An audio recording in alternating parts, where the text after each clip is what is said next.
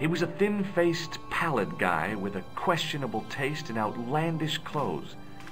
My mother used to dress like that. I beg your pardon. Are you André Lobineau? That's me. You want my autograph? No. I was told you may be able to help me. Help? My name is George Stobart. I'd like your professional opinion. Well, okay. Shoot. Does the name Montfaucon mean anything to you? Sure. It was the most grisly spectacle in Paris until the Revolution. A public toilet? Montfaucon was the place of execution for many thousands. A dark temple of death, with row upon row of arches, each one framing a grim exhibit.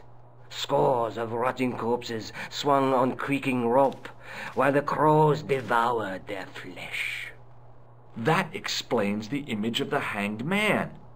I found a reference to Montfaucon in Ireland, in a village called Lochmarn. Lochmarn? That's where Pegram was digging. That's right. He'd left the excavation before I arrived. Do you know Pegram well? Not really. I met him at a conference. I would have liked to talk to him in depth, but I didn't have time. When was this?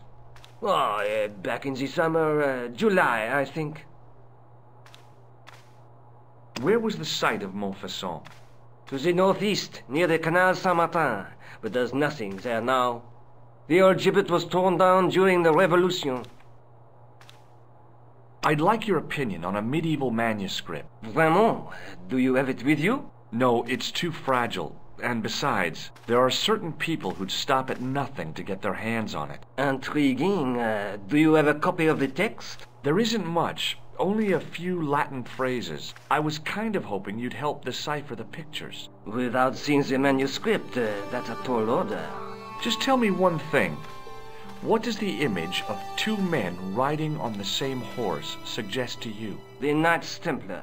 Does the Templar seal appear on this manuscript? I'd love to see that for myself. The manuscript is being looked after by a friend. In Paris? Yeah. Not far from here, in fact. Well, just give me the address and I'll come round and take a look. I'm not so sure about that. Maybe I should check with her first. A female friend? Yeah, she's a woman. Can you tell me anything about the Knights Templar? I sure can, Georgie. Soldiers, diplomats, mercenaries, monks, bankers, you name it, the Templars fit the bill. The greatest fighting force in Christendom, the militia of Christ. Jeez.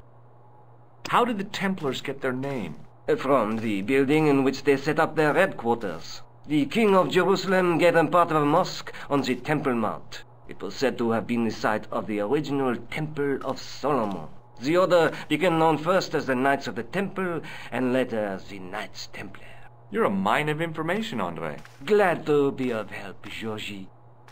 How come the Templars became so wealthy? There was a constant stream of new recruits to their ranks, many from noble families.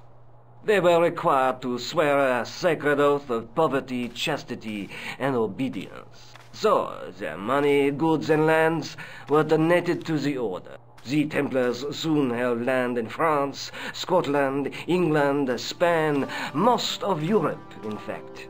The poor Knights of Christ became the wealthiest power in Christendom. Is it true the treasure of the Knights Templar was never found?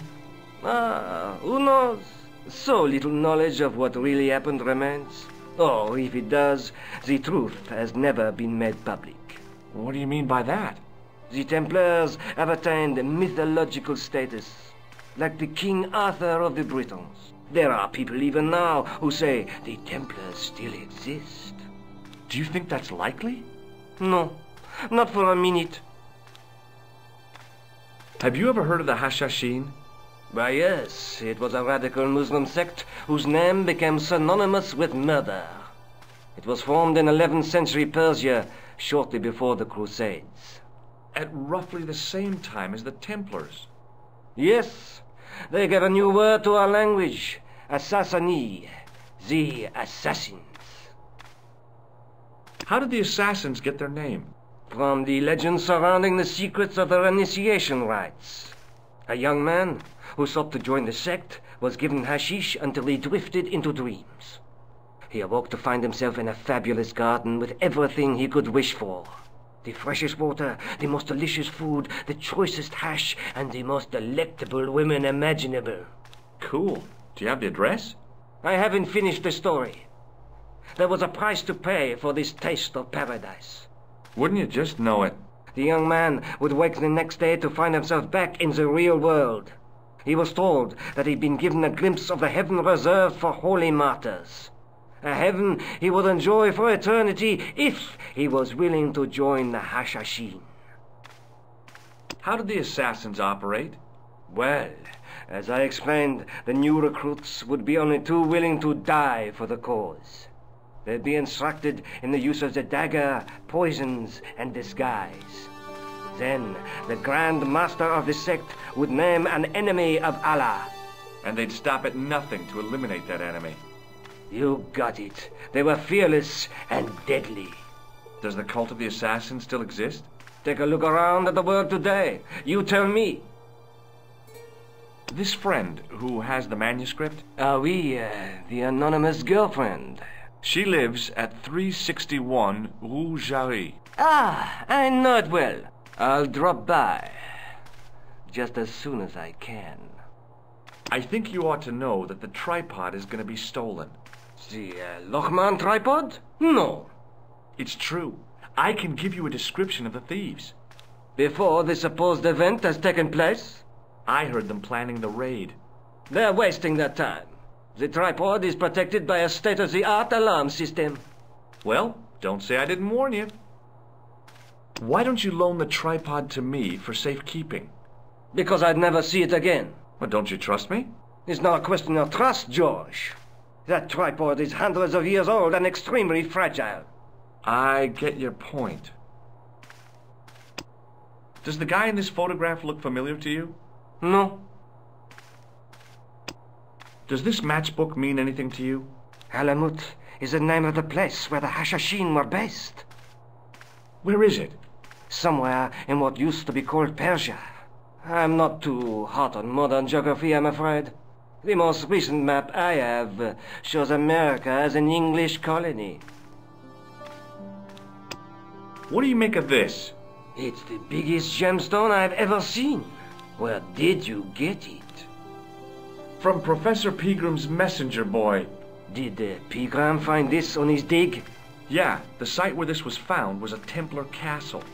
Do you think it could be part of the Templar treasure? No, I shouldn't think so.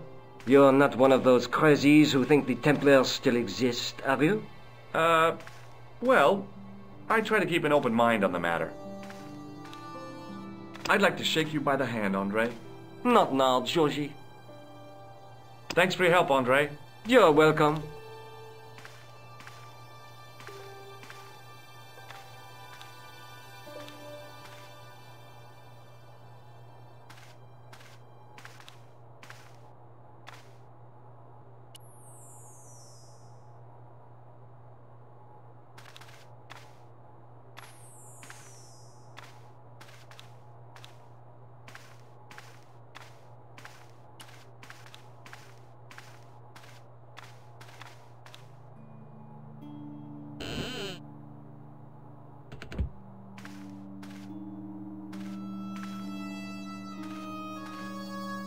It is closing time, Monsieur Lobineau.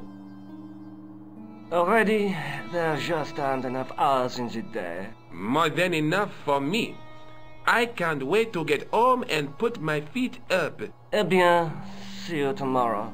Good night, Monsieur.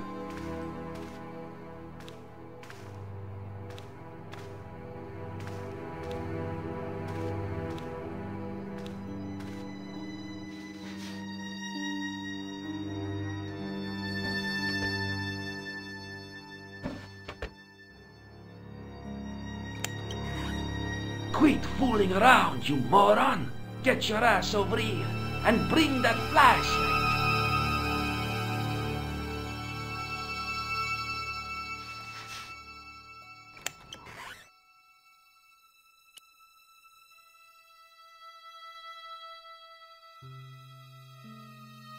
What the... Who's there? Let's get out of here!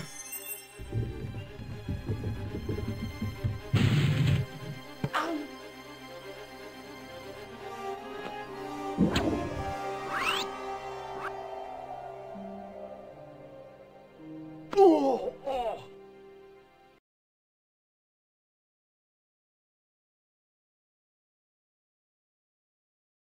And when I woke up, I was at the police station. Luckily, I managed to persuade Rosso I was innocent. Poor Georges. What a mess. I bungled the whole thing. I don't think so. You made a pretty good job of distracting those two crooks. Yeah, but the killer got away with the tripod. No, he didn't. He's not the only one who can dress up in costume. You mean it was you who stole the tripod? Oh, hell, Nico. I could have been shot. Those dogs are more likely to shoot their own feet. I just wish you'd told me your plans. We're supposed to be in this together. And how come you dressed up like a pantomime cat? Don't sulk, Georgie, please. Oh, rats. And don't call me Georgie. Oh, I really thought you'd be pleased. After all, we've got the tripod. Oh, by the way, I had a visit from André Lobineau. Oh, yeah. I hope you didn't mind me giving him your address. Not at all. It was lovely to see him again. He was over the moon when I showed him the manuscript. It's not often he gets that excited. He made a sketch of the knight's crest to take back to the museum. I believe he's identified the family who bear that crest. I sure hope so. I'd better get back to the quest.